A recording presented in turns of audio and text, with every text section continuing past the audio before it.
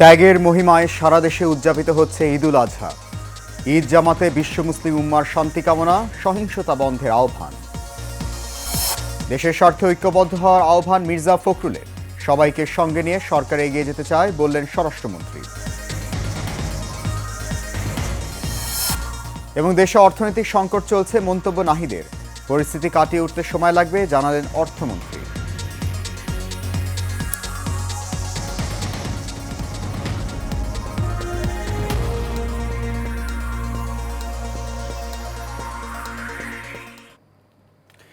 ঈদ মোবারক সবাইকে। পবিত্র ঈদুল আজহার অনেক অনেক শুভেচ্ছা জানিয়ে শুরু করছি এখনকার এশিয়ান নিউজ। আপনাদের সাথে আছি আমি সৈয়দ মাহিউজ্জামান মুখর।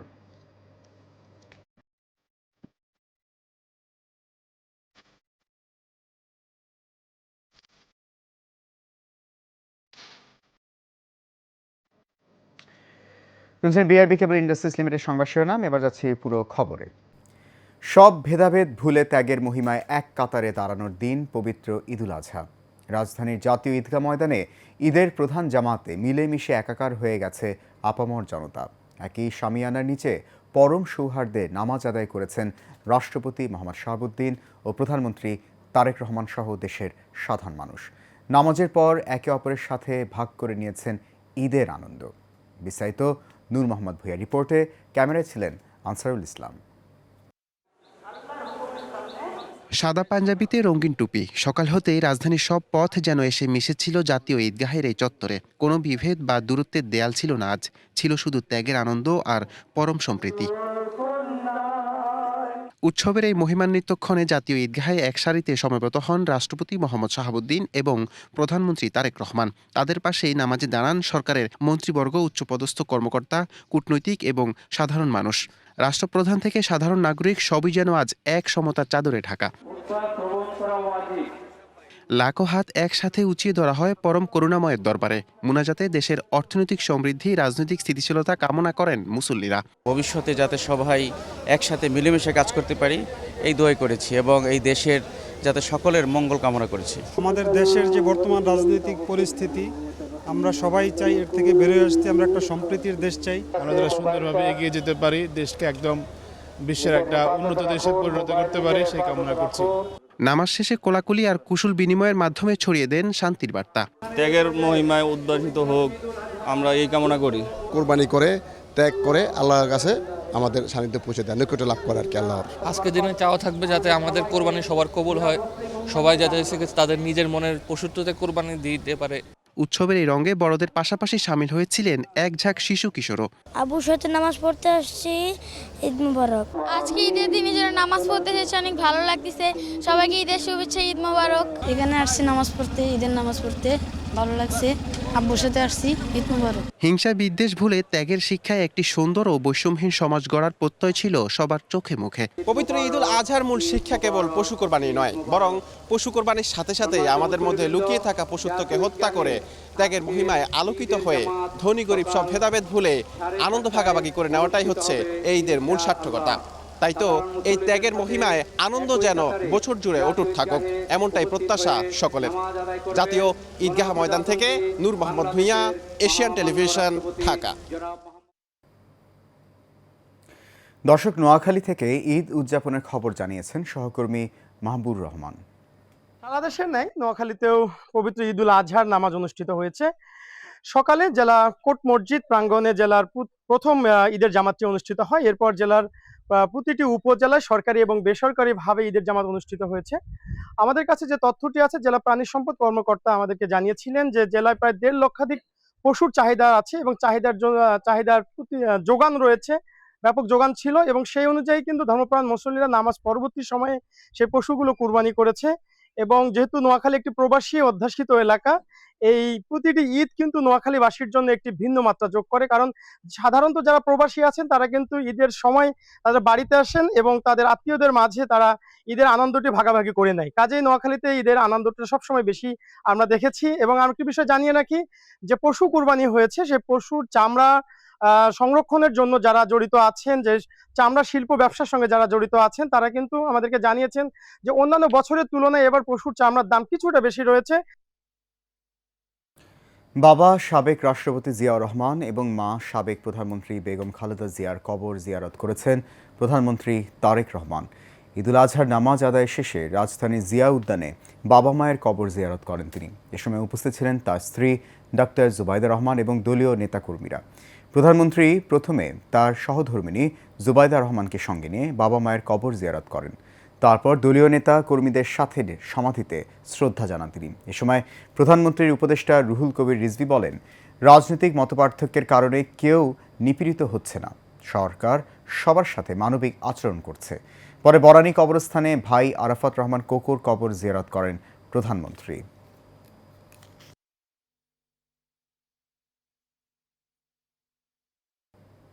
দর্শক, পাবনা থেকে ঈদ উদযাপনের খবর জানবো সহকর্মী ফজলুল হকের কাছ থেকে।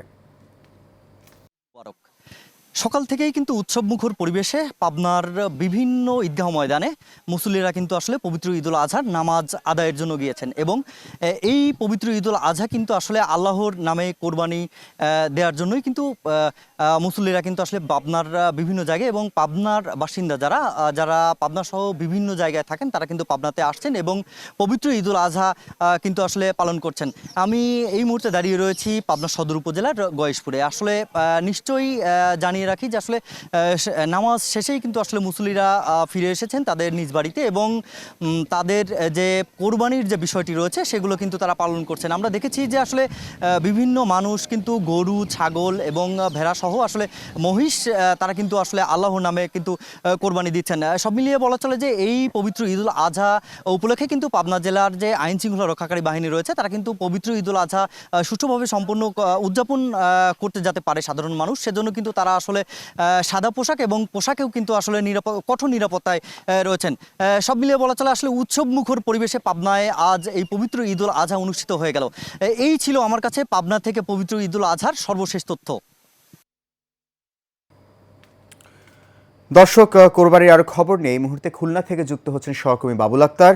বাবুল, আপনাকে ঈদের শুভেচ্ছা। কেমন দেখছেন খুলনায় এবারের কোরবানি? কত পরিমাণ পশু কোরবানি হয়েছে? বর্জ্য অপসারণে বিশেষ করে কি কি পদক্ষেপ নিয়েছে সেখানকার কর্তৃপক্ষ, আমাদেরকে একটু জানান। ধন্যবাদ মুখর। ঈদ মোবারক। মুখর খুলনা মহানগরের যে 31টি ওয়ার্ড রয়েছে সেই 31টি ওয়ার্ডে কুরবানির পশুর বর্জ্য অপসারণের জন্য যথাযথ ব্যবস্থা নিয়েছে খুলনা সিটি কর্পোরেশন। বিশেষ করে খুলনা সিটি কর্পোরেশনের প্রশাসক নজরুল ইসলাম মঞ্জু তিনি যে বিষয়টা জানিয়েছেন যে 8 ঘন্টার মধ্যে নগরবাসীর সুবিধার্থে এই বর্জ্যগুলো অপসারণ করা হবে, এমনটা তিনি জানিয়েছেন। বিশেষ করে আজকে কিন্তু দুপুর 2টা থেকে রাত 10টার মধ্যে এই বর্জ্য অপসারণের কথা রয়েছে। তারপরে কিন্তু সকাল থেকে খুলনার 31 নং ওয়ার্ডের বিভিন্ন জায়গায় কিন্তু সিটি কর্পোরেশনের যে পরিচ্ছন্ন কর্মী রয়েছে তারা কিন্তু কাজ করছেন এবং যতটুকু সিটি কর্পোরেশনের তথ্য পেয়েছি তারা জানিয়েছেন যে খুলনা যে 31টা ওয়ার্ড রয়েছে সেই 31টি ওয়ার্ডে 772 জন পরিচ্ছন্ন কর্মী কিন্তু এই বর্জ্য অপসারণের জন্য প্রস্তুত রয়েছেন। তারা দুপুর 2টা থেকে কিন্তু তাদের কার্যক্রম শুরু করবে।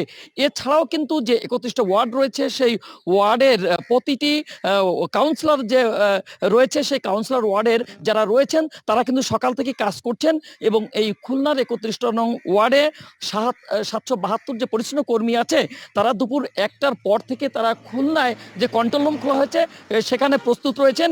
এছাড়া কিন্তু এই বর্জ্য নিষ্কাশন অপসারণের জন্য 10,000 পিস বাস্তা এবং ব্লিচিং পাউডার 4,500 কেজি, এছাড়া এখানে স্যাভলন প্রস্তুত রাখা হয়েছে 400 লিটার, যা এই জীবাণু থেকে মুক্ত করার জন্যই সেখানে কার্যক্রম চালিয়ে যাচ্ছে।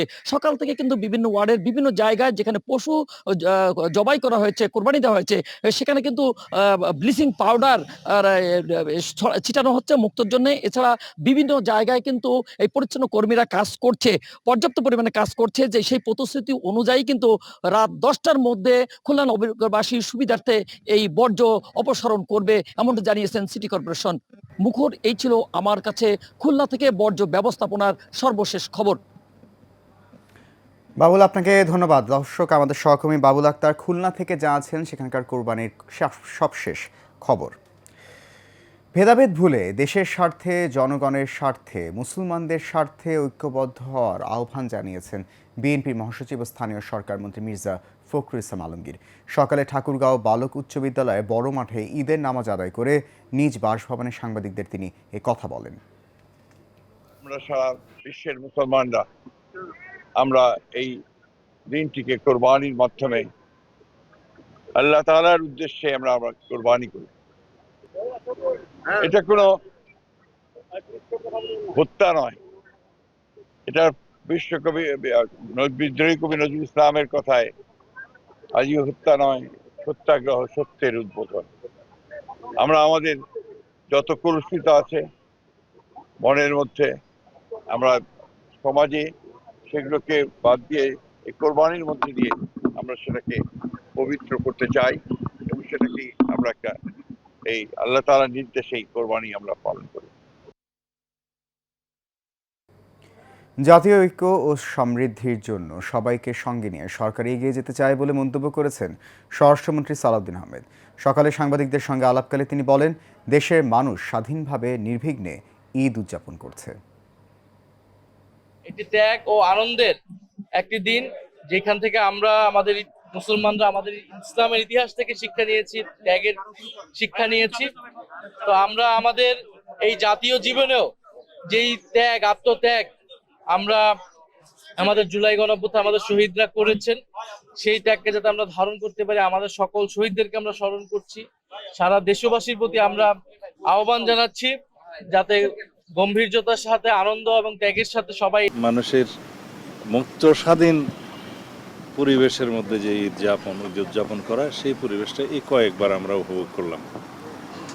তা আমরা দেশবাসীর মঙ্গল কামনা করি, দেশের সমৃদ্ধির জন্য আমরা সবার কাছে দোয়া চাই এবং আল্লাহর দরবারে আমরা প্রার্থনা করি সম্মিলিতভাবে এই দেশের শান্তি, সমৃদ্ধি, অগ্রগতির জন্য। আজকের এই দিনে আমি শহীদ রাষ্ট্রপতি জিয়াউর রহমান, আমাদের দেশনেত্রী বেগম খালেদা জিয়া, গণতন্ত্রের মা, তাদের কবর জিয়ারত করেছি। এবার ঈদুল আজহার আগে দ্রব্যমূল্য সহনীয় পর্যায়ে ছিল বলে মন্তব্য করেছেন অর্থমন্ত্রী আমির খসরু মাহমুদ চৌধুরী। তিনি বলেন, নিত্যপণ্যের দাম সাধারণ মানুষের ক্রয় ক্ষমতার মধ্যে রাখতে সরকার ধারাবাহিকভাবে কাজ করে যাচ্ছে, তবে ভঙ্গুর অর্থনীতি থেকে সমৃদ্ধির পথে ফিরতে কিছুটা সময় প্রয়োজন। সকালে চট্টগ্রাম নগরীর কাট্টুলি এলাকায় ঈদের নামাজ শেষে সাংবাদিকদের সঙ্গে আলাপকালে তিনি এসব কথা বলেন। দেশের বর্তমান অর্থনৈতিক পরিস্থিতি মোকাবেলায় সবাইকে ধৈর্য ধরার আহ্বান জানিয়ে তিনি বলেন, মধ্যপ্রাচ্যে চলমান যুদ্ধের প্রভাব বিশ্ব অর্থনীতির মতো বাংলাদেশেও পড়েছে, ফলে অর্থনীতির অবস্থা কিছুটা নাজুক হয়ে উঠেছে। তিনি বলেন, এই পরিস্থিতি থেকে উত্তরণে সরকার আন্তরিকভাবে কাজ করছে, এজন্য জনগণকে সরকারকে সহযোগিতা করার আহ্বানও জানান তিনি।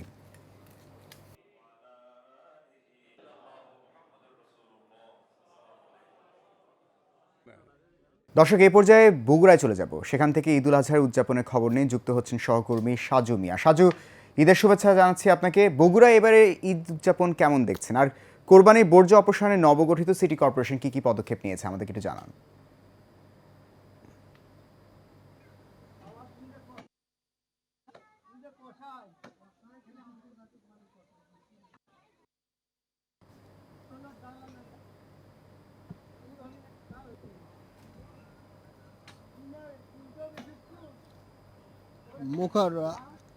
আমি এশিয়ান টেলিভিশনের সকল দর্শকদেরকে ঈদুল আজহার শুভেচ্ছা জানাচ্ছি। বগুড়ায় যে বগুড়ায় কিন্তু বর্জ্য যে নিষ্কাশন, সেটা কিন্তু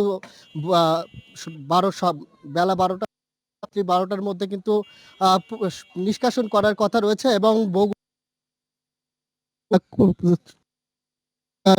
রয়েছেন তারা কিন্তু বর্জ্য নিষ্কাশনের কাজ করে যাচ্ছেন। আর আপনাকে জানিয়ে রাখি যে 8টা থেকে পবিত্র ঈদের যে নামাজ, সেই নামাজের পর তারা কিন্তু পশু, সেটা কিন্তু মহান আল্লাহ তাআলাকে খুশি এবং রাজি করার উদ্দেশ্যেই কিন্তু কুরবানি করেছেন এবং তারপর সেই কুরবানির পশুর যে কাজকর্ম সেগুলো কিন্তু তারা করছেন। কুরবানি জবাই করার পরে যে কুরবানির যে বর্জ্য সিটি কর্পোরেশন সেখানে তারা কিন্তু পরিষ্কার করার কাজে নেমেছেন এবং আপনাকে জানিয়ে রাখি যে ইতিপূর্বে কিন্তু বগুড়া সিটি ঘোষণা হওয়ার পরপরই মত বিনিময় সভা হয় এবং সেখানে এলজিআরডি প্রতিমন্ত্রী মির্জা আলম এবং তিনি বলেছিলেন যে বেলা 12টা করে মধ্যে যে কুরবানির পশুর যে বর্জ্য সেটা কিন্তু নিষ্কাশন করা হবে অনুযায়ী বা তার কথা অনুযায়ী বগুড়ার যিনি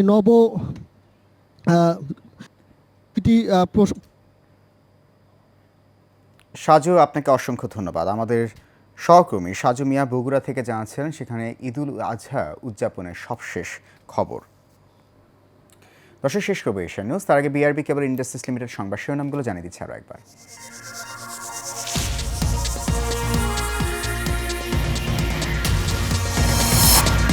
ত্যাগের মহিমায় সারা দেশে উদযাপিত হচ্ছে ঈদুল আজহা। ঈদ জামাতে বিশ্ব মুসলিম উম্মার শান্তি কামনা, সহিংসতা বন্ধের আহ্বান। দেশের স্বার্থে ঐক্যবদ্ধ হওয়ার আহ্বান মির্জা ফখরুলের। সবাইকে সঙ্গে নিয়ে সরকার এগিয়ে যেতে চায় বললেন স্বরাষ্ট্রমন্ত্রী। এবং দেশে অর্থনৈতিক সংকট চলছে মন্তব্য নাহিদের। পরিস্থিতি কাটিয়ে উঠতে সময় লাগবে জানালেন অর্থমন্ত্রী।